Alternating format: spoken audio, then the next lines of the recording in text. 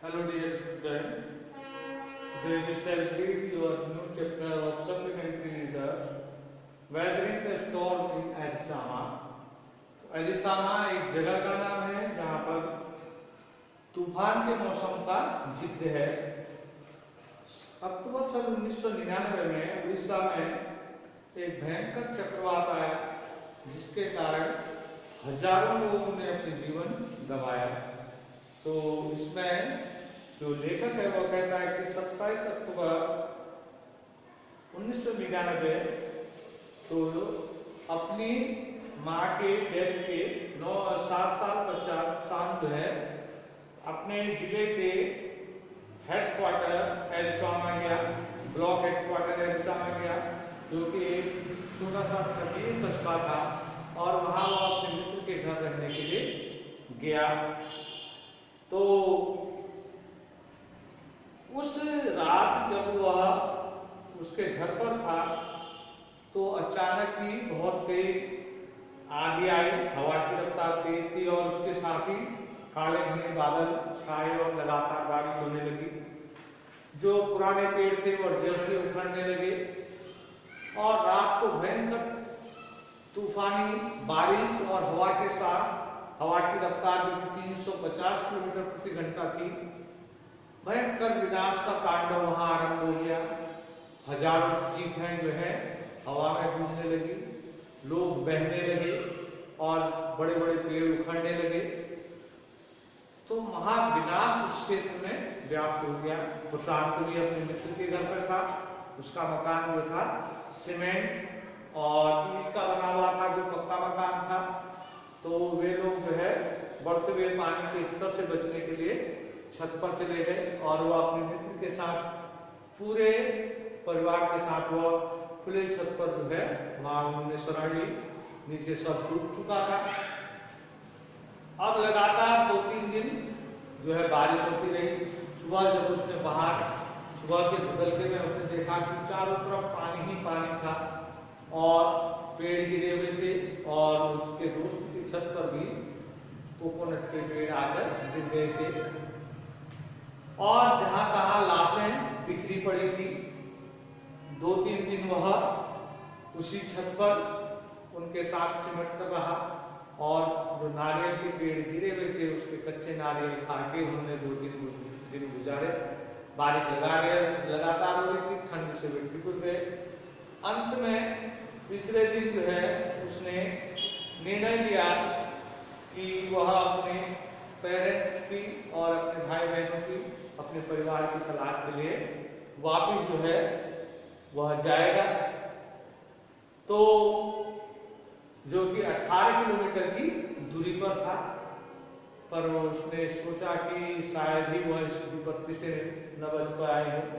तो उसके मित्र के परिवार ने प्रार्थना की कि वह कुछ समय और लग जाए और रुक जाए, पर उसका दृढ़ निश्चय था उसे अपने परिवार को ढूंढने जाना ही था।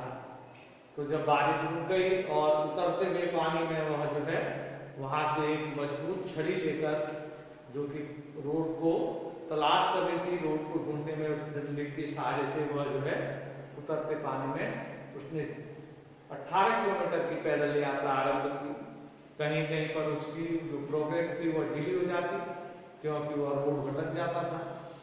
तो जब वह दूसरे गांव पहुंचा तो उसे जो है उसके चाचा जी के एक मित्र मिले जो कि वह भी गांव लौट रहे थे। अब उसे थोड़ा सा राहत मिली क्योंकि वह अकेला नहीं था। पर जब वह यात्रा में था तो जब वह गांव से गुजरा तो उसे भयंकर विनाश के दृश्य दिखाई दिए। आदमी, औरत, बच्चे, जानवरों की, गाय के, बकरी की, कुत्ते की, सारी जगह लाशें भरी पड़ी थी और कहीं कहीं पर तो ऐसा था कि उसे रास्ता नहीं मिल पाने के कारण उसे लाशों को अपने रास्ते से हटाना पड़ा।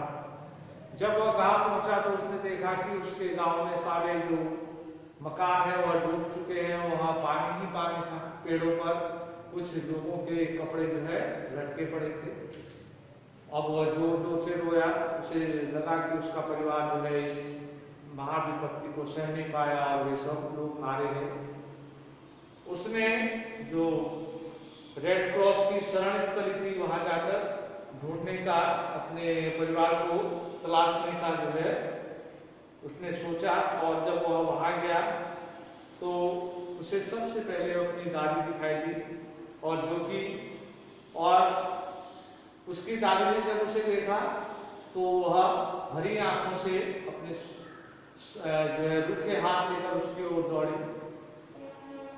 तो उन लोगों ने भी उसको मरा हुआ समझ लिया था प्रशांत को। तो अब जब उसने चारों ओर नजर डाली तो देखा कि उसका संपूर्ण परिवार वहां पर मौजूद था। उसके भाई बहन, माता पिता, चाचा चाची सभी उसको वहां दिखाई दे। पर जब उसने उस शरण स्थली की अवस्था को देखा तो वह समझ गया कि यह भयंकर विनाश पर हम लोग खड़े हैं, क्योंकि 2500 लोगों की भीड़ उस शेल्टर पर थी। चारों ओर गंदगी फैली हुई थी। वे लोग भूखे मर रहे थे। कुछ बहुत कच्चे नारियल से वो अपना अभी तक जीवन यापन कर रहे थे। पिछले 4 दिनों से उन्होंने कुछ नहीं खाया था। तो उसने सोचा कि अगर गांव का कोई व्यक्ति अगर इनकी लीडरशिप नहीं करता तो मैं ही यह काम करूंगा।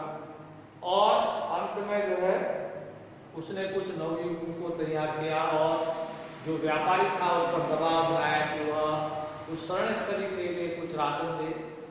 अंत में वह जो डेलीगेशन था वह शिष्टमंडल गया था, वह विजयी लौटा और वे वहां से पूरे संपूर्ण शरण स्थली के लिए चावल लेकर आए। कोई परवाह नहीं थी, भले वह चावल हल्का सड़ा हुआ था तो गीली लकड़ियों की टहनियां जो है तोड़ी गई और आग धीरे धीरे अनिच्छा से जली और तब संपूर्ण शरण स्थली के लिए चावल पकाया गया। और 4 दिन पश्चात पूरे शरण स्थली के लोगों ने जो है भरपेट भोजन किया।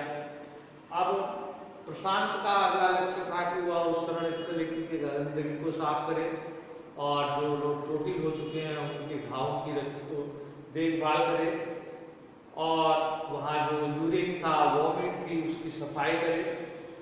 तो सभी जितने नवयुवक थे उन्होंने इस कार्य को किया। अगले दिन जो है 5वें दिन उन्होंने छोटे बच्चे जो थे उनको जो बारिश का पानी जो उतर गया था, वहां रेत पड़ी थी, उस पर जो है पेट के बल बच्चों को लिटाया और उनके पेट के ऊपर जो है उन्होंने खाली बर्तनों को रखा। वह एक माध्यम था गुजरते हुए हेलीकॉप्टरों के लिए, एक संदेश था कि हम लोग भूखे हैं।